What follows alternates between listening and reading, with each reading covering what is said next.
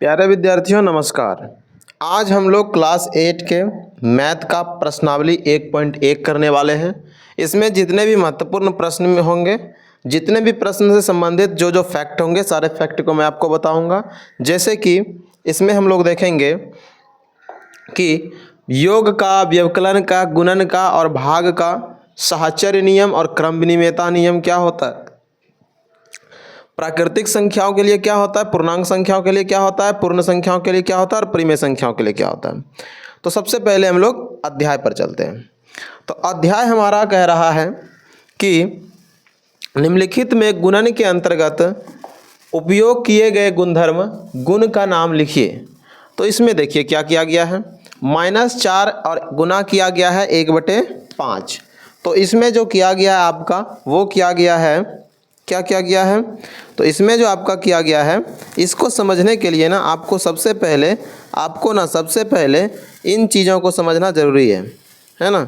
इन चीज़ों को क्या करना है, समझना बहुत ही ज़रूरी है। तो सबसे पहले हम इन चीज़ों को समझते हैं कि ये होता क्या है और ये कितने प्रकार के होते हैं, क्या क्या होते हैं। ठीक है, तो चलिए इसको देखते हैं हम लोग। तो देखिए, उसके लिए हम लोग पहले साहचर्य नियम को समझेंगे और क्रम विनिमेयता नियम, साहचर्य नियम को समझेंगे और क्रम विनिमेयता के नियम को समझेंगे। देखिए, साहचर्य नियम में क्या है, प्राकृतिक संख्याओं में 1, 2, 3, 4 ऐसे आता है, प्राकृतिक संख्या आपको मालूम होना चाहिए। क्रम विनिमेय और साहचर्य, तो प्राकृतिक संख्या के लिए योग का यानी कि जोड़ का क्रम विनिमय और साहचर्य दोनों होता है, जबकि व्यवकलन घटाव का दोनों ही नहीं होता है। योग का साहचर्य और क्रम विनिमय का मतलब आगे हम आपको बताएंगे। ठीक है, गुणन में क्रम विनिमय साहचर्य होता है, भाग में नहीं होता है। उसी तरह पूर्ण संख्याओं के लिए योग और गुणन में होता है, लेकिन भाग में और व्यवकलन में नहीं होता है। उसी तरह पूर्णांक संख्याओं के लिए योग और गुणन में होता है, लेकिन व्यवकलन के लिए नहीं होता और भाग के लिए नहीं होता।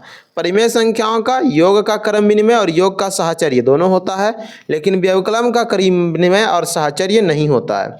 गुणन का क्रम विनिमय और साहचर्य होता है, जबकि भाग का क्रम विनिमय और साहचर्य नहीं होता है। ठीक है, तो आपको ये तालिका समझ में आई होगी। ठीक है, तो चलिए हम क्या करते हैं, आगे बढ़ते हैं। ठीक है, क्या करते हैं, आगे बढ़ते हैं। ठीक है, देखिए आगे क्या है, तो हम अध्याय पर आते हैं और इसके पहले हम तत्समक के बारे में जान लेते हैं। ठीक है, परिमेय संख्याओं के लिए परिमेय संख्या शून्य योजित तत्समक है। ठीक है, परिमेय संख्याओं के लिए योग और गुणन की संक्रियाएं क्रम विनिमय है और साहचर्य है। ठीक है, आपको ये याद रखना है। क्या रखना है, याद रखना है। परिमेय संख्याओं के लिए परिमेय संख्या 1 गुणनात्मक तत्समक है, गुणनात्मक तत्समक है। तत्समक मतलब क्या होता है ना, तत्समक मतलब क्या होता है उसको समझते हैं। तो देखिए, तत्समक मतलब होता है कि गुणा को आगे और पीछे करके, मतलब क्या, इसका समझिए, इसका मतलब आप समझिए। जैसे कि मान लिया जाए तत्समक में अगर हम कोई संख्या हमारे पास 3 है, ठीक है, कोई संख्या हमारे पास क्या है, 3 है, और एक संख्या है जो कि 5 है, तो 3 गुना 5 किए ना। अगर यहाँ पर -5, ठीक है, क्या है, -5 है, तो अब क्या करेंगे, अब इसी को उल्टा करके -5 गुना 3 करेंगे, तो ये जो होगा इसको कहेंगे तत्समक। क्या कहेंगे, तत्समक कहेंगे। और ये किसका तत्समक है, गुणन का तत्समक है। क्या है ये, गुणन का तत्समक है। ठीक है, तो अब आते हैं प्रश्न पर। तो प्रश्न में कह रहा है कि निम्नलिखित प्रत्येक गुणन अंतर्गत उपयोग किए गए गुणधर्म का नाम लिखिए। तो देखिए, यहाँ पहले था -4/5 गुना 1, अब क्या किया, 1 गुना -4/5 कर दिया, तो उल्टा दिया है, तो ये हो गया गुणन का तत्समक। क्या हो गया, ये गुणन का तत्समक। ठीक है, उसके बाद इसमें किसका इस्तेमाल किया गया है, तो इसमें देखिए पहले -13/7 था, अब 2/7 है, पहले 2/7 और -13/7 इधर लिखा है ना।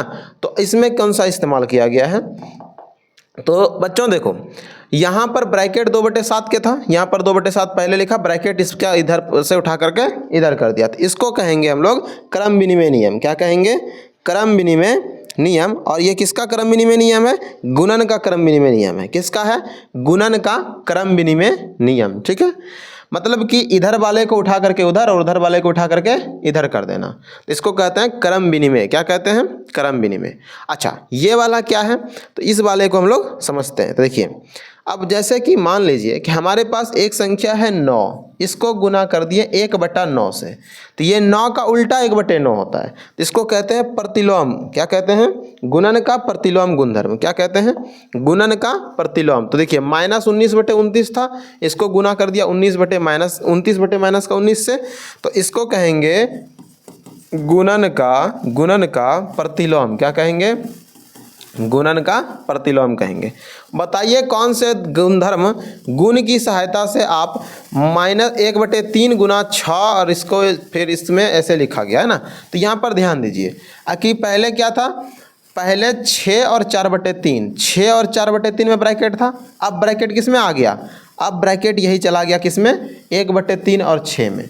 तो जहाँ पर ब्रैकेट बदले, क्या बदले? ब्रैकेट बदलेगा ना। जहाँ पर ब्रैकेट बदले उसको याद रखिएगा, इसको याद रखिएगा आप। इसको कहते हैं गुणन का साहचर्य नियम। क्या कहते हैं इसको? गुणन का साहचर्य नियम कहते हैं। देखिए, साहचर्य नियम को आपको पहचानने के लिए कुछ नहीं करना है। साहचर्य नियम को पहचानने के लिए सिंपल करना है कि ब्रैकेट पर आपको ध्यान देना। जैसे कि 3 गुना 4 प्लस गुना 6 था, और इसी को 3 गुना 4 गुना 6 लिख दिया, ब्रैकेट यहाँ पर डाल दिए। देखिए, पहले ब्रैकेट इसमें था, अब ब्रैकेट इसमें हो गया। तो ब्रैकेट जब बदल जाए तो उसको कहते हैं साहचर्य नियम। क्या कहते हैं? साहचर्य नियम कहते हैं। तो इसमें किसका उपयोग किया गया है? तो गुणन का साहचर्य नियम है ये। क्या है ये? गुणन का साहचर्य नियम ये है। ठीक है, तो बस इतना ही था प्रश्नावली 1.1 में। बाकी हमने आपको ये चीज़ें भी सिखा दी लगे हाथ, ये चीज़ें है ना। आप इसका स्क्रीनशॉट ले सकते हैं और स्क्रीनशॉट लेकर के अच्छे से पढ़ सकते हैं। तो प्यारे बच्चों, आपको कैसा लगा ये अध्याय हमारा, आप हमें कमेंट बॉक्स में ज़रूर बताइए। और इसके साथ ही साथ आप अगले अध्याय के लिए, यानी कि अब तो 1 पॉइंट में तो है नहीं हमारा, 1.2 है नहीं, तो अब हम लोग 2.1 को अगले वीडियो में देखेंगे। ठीक है, चलिए तब तक के लिए धन्यवाद, गुड बाय।